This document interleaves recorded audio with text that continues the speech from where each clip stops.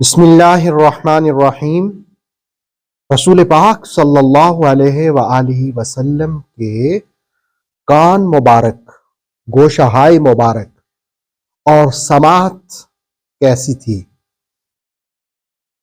اس پر ابن سعد نے الطبقات الکبریٰ میں، ابن کثیر نے البدایہ والنہایہ میں اور علامہ سیوطی نے خصائص کبریٰ میں حضرت علی المرتضیٰ کرم اللہ وجہہ الکریم کے حوالے سے بیان کیا۔ کان رسول اللہ صلی اللہ علیہ وسلم تام الاذنین، رسول اللہ صلی اللہ تعالی علیہ وآلہ وسلم کے کان مبارک انتہائی خوبصورت اور متناسب تھے۔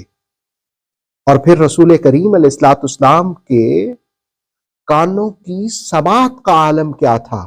ترمذی ابن ماجہ نے حضرت ابو ذر رضی اللہ تعالیٰ عنہ سے بیان کیا کہ آقا صلی اللہ علیہ وآلہ وسلم نے فرمایا، انی ارا ما لا ترون واسمع ما لا تسمعون، جو میں دیکھتا ہوں تم نہیں دیکھتے، یعنی میری آنکھوں میں جو بصیرت اور بصارت اللہ نے دی ہے ان چیزوں کو تم نہیں دیکھتے۔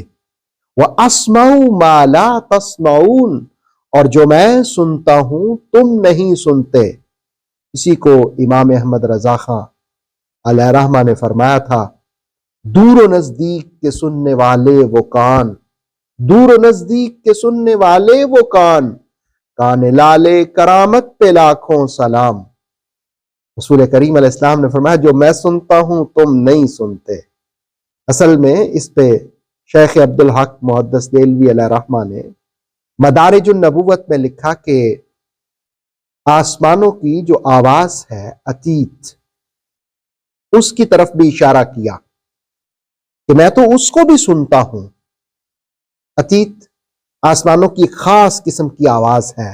ویسے اونٹ کی جو پلانوں کی آواز ہوتی ہے، یا خالی معدے کی جو آواز ہوتی ہے، یا درد و کرب سے اونٹ کے بلبلانے کی آواز، یا خاص قسم کی آواز، اس کو عتیت کہتے ہیں۔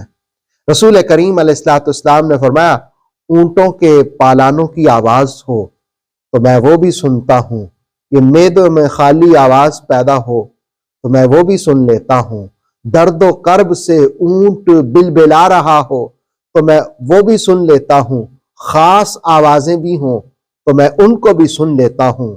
دور نزدیک کے سننے والے وہ کان، کان لالے کرامت پہ لاکھوں سلام۔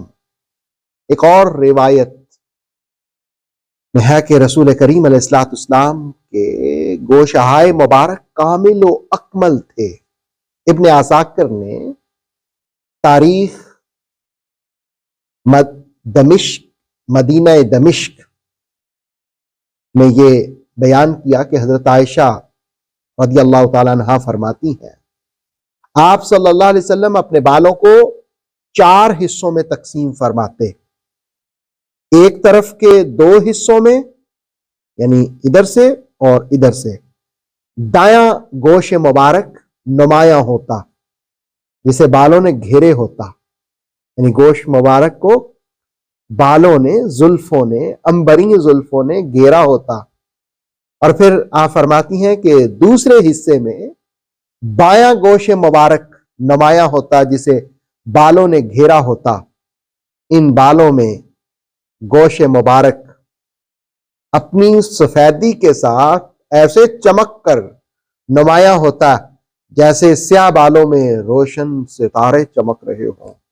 واہ، کیا رسول کریم علیہ السلام کے گوش مبارک ہیں، وہ چمکتے ہیں، وہ دمکتے ہیں، وہ کچھ سنتے ہیں جو عام نہیں سن سکتے۔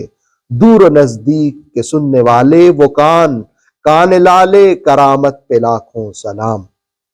اوتھینٹک اسلامک نالج کے لیے نور وحی یوٹیوب چینل کو سبسکرائب کیجئے، بیل آئیکن کو بھی لازمی پریس کریں۔ نور وحی کے فیس بک پیج، ٹک ٹاک اور انسٹاگرام کو بھی فالو اور لائک کیجئے تاکہ ہماری ہر نئی آنے والی ویڈیو آپ تک بر وقت پہنچ سکے۔